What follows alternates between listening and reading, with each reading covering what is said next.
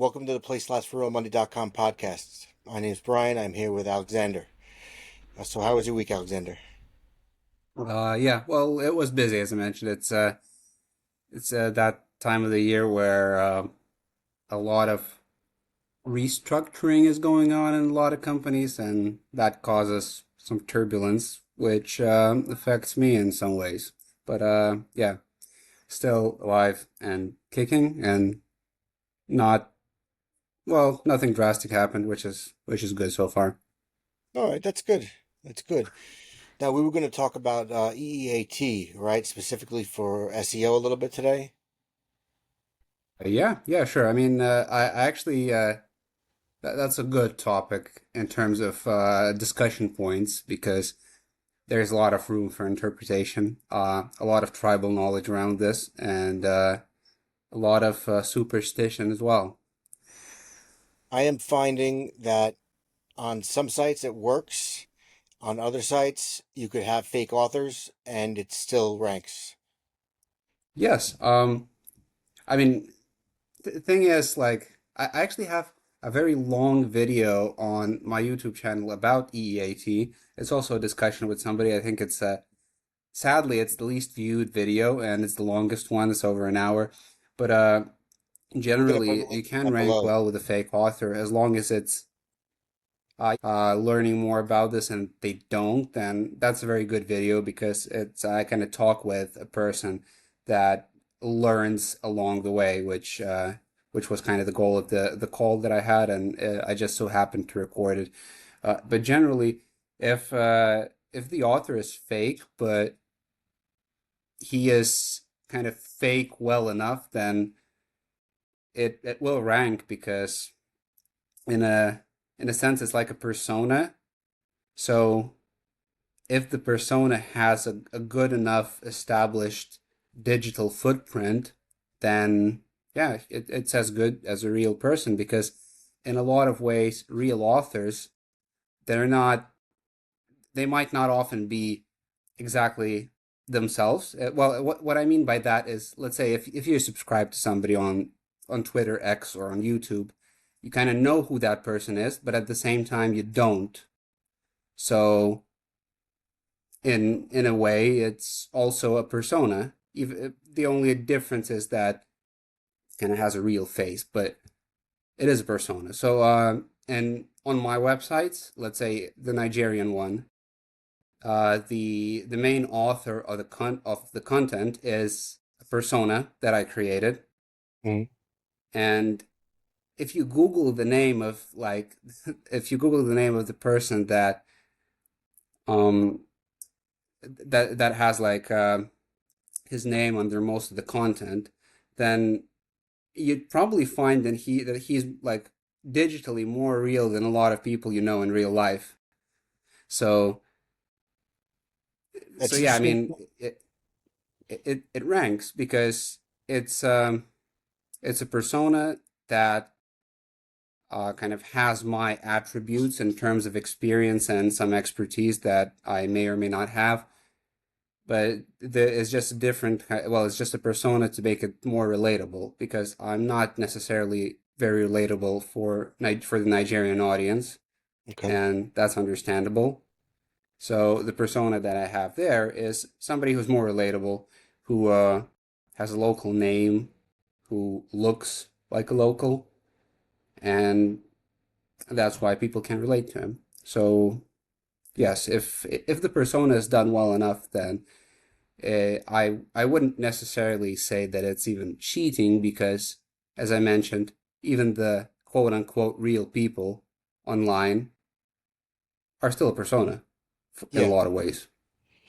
I'm finding a lot of a big deal is linking from your LinkedIn profile and your X Yeah. profile. Yes. I've done a couple experiments, and the ones that are linked using LinkedIn and X specifically rank better. Yes, exactly. That's a good point you raised. I did not ever really make that much of an emphasis on X, although now you make me think that I might want to. Uh, Probably because where I live, it's not that popular. So it's just not not on the agenda for me personally. But yeah, I think that also has a lot of value. LinkedIn for sure. I've noticed that myself. So Yeah, you can either use yourself as a LinkedIn profile, or you can create a LinkedIn profile for the persona that you have.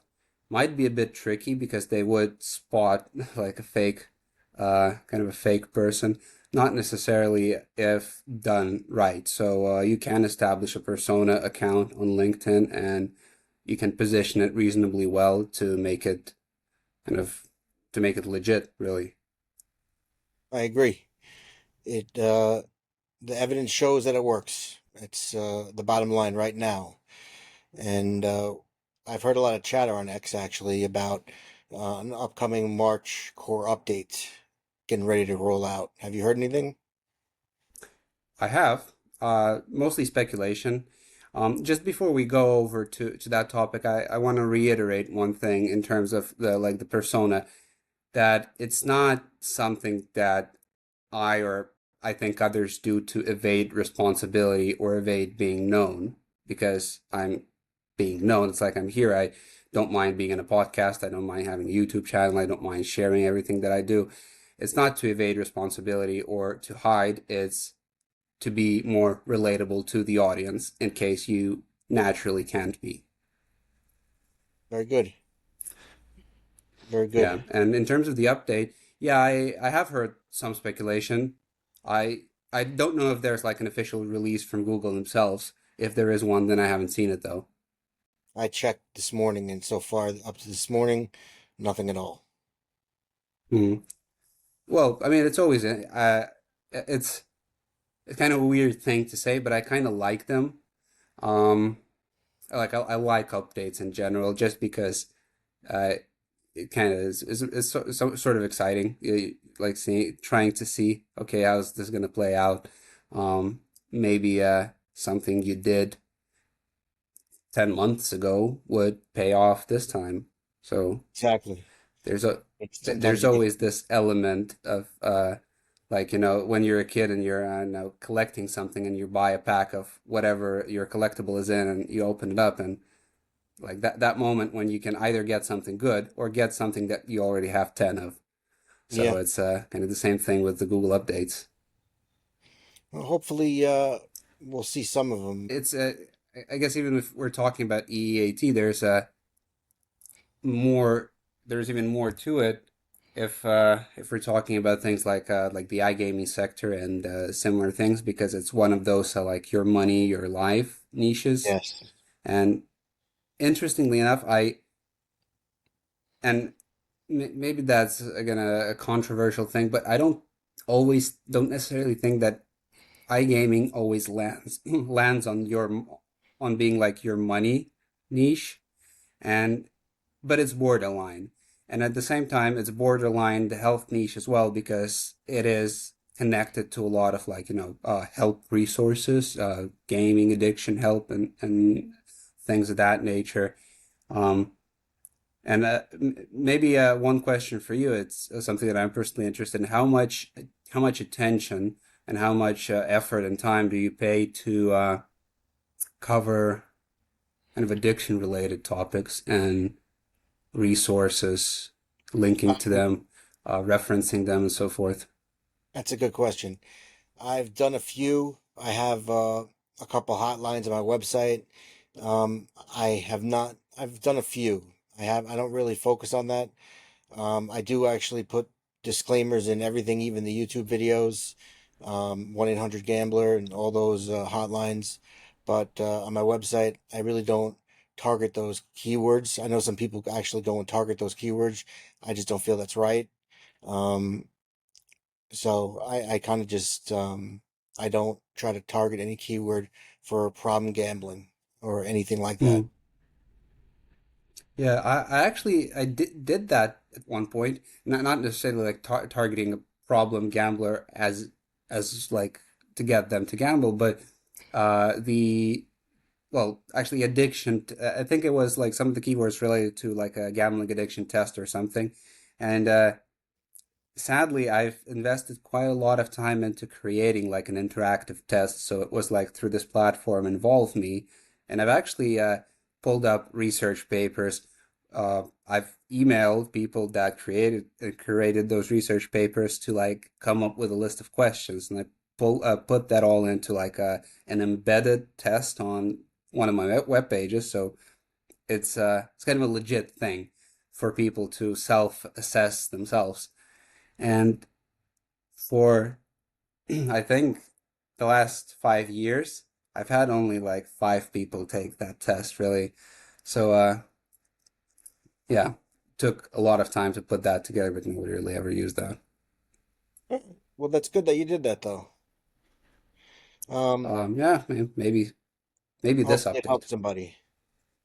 Yeah, I don't know. We'll see. Everybody talking about SEO is dead.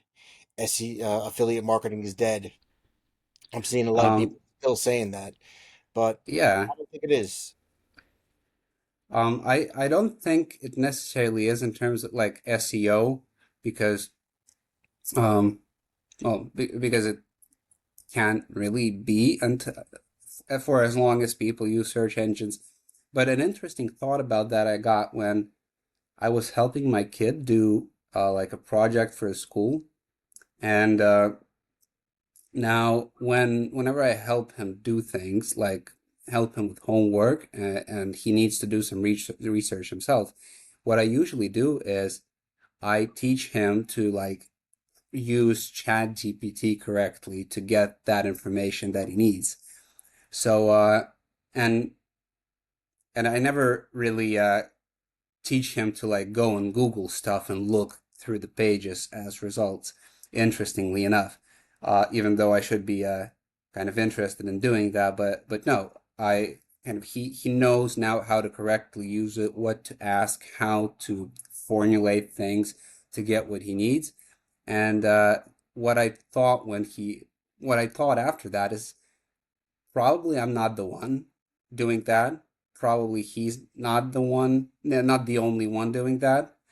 And let's say when the kids that are like in second, third, whatever grade, they grow up, they might rely less on actually Googling stuff, and they I might rely more on getting those ready-made answers.